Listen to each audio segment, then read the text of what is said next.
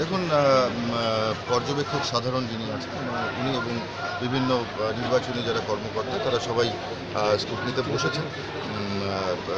ঘন্টা দুয়েক সময় লাগবে স্কুটনিতে। তো আমরা দেখব যে স্কুটনির পরে কী সিদ্ধান্ত হয় এবং সেই সিদ্ধান্ত অনুযায়ী আমাদের যে নেক্সট যে কর্মসূচি আমরা সেটা গ্রহণ করি। রিপোলিংয়ের দাবিটা এখনও রয়েছে না? নিশ্চয়ই মানুষের গণতান্ত্রিক অধিকার, এই গণতান্ত্রিক অধিকার ফিরিয়ে দেওয়ার দাবিতে আমাদের এই আন্দোলন চলবে। এখন এসে অবজারভারের সাথে দেখা করলেন, কি বললো, কি হলো? সেখানে স্কুটনি চলছে। নির্বাচন কমিশনের লোকেরা রয়েছেন, বিভিন্ন কর্মকর্তা থেকে উচ্চপদস্থ যারা আধিকারিক আছেন তারা আছেন। তো তারা স্কুটনি করছেন, তাদের সাথে দেখা করলাম, সৌজন্যতার সাক্ষাৎকার করলাম। এবারে স্কুটনির ফল কী হয় সেটা দেখবার বিষয়।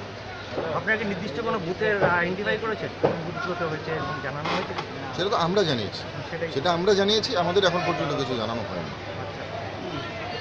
এবং প্রমাণ সাথে নিয়েই আমরা জানিয়েছি। যে সমস্ত বুথগুলো হয়েছে সেটা আপনারা যারা মিডিয়ার যারা বন্ধুরা রয়েছেন আপনারাও কিন্তু বিভিন্ন বুথে যে এই ধরনের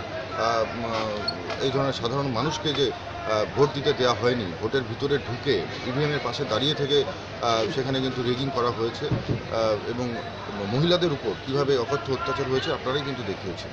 এবং সেই সঙ্গে সঙ্গে আমাদেরও কিছু প্রমাণ রয়েছে, সেই প্রমাণ সহকারে কিন্তু আমরা নির্বাচন আধিকারিকের কাছে তুলে দিয়েছি।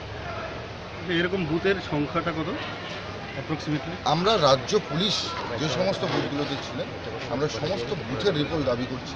সেই সঙ্গে সঙ্গে মারাত্মকভাবে যেখানে রিডিং হয়েছে সেই 166টা বুথের তালিকাও কিন্তু আমরা নির্বাচন কমিশনের হাতে তুলে দিয়েছি।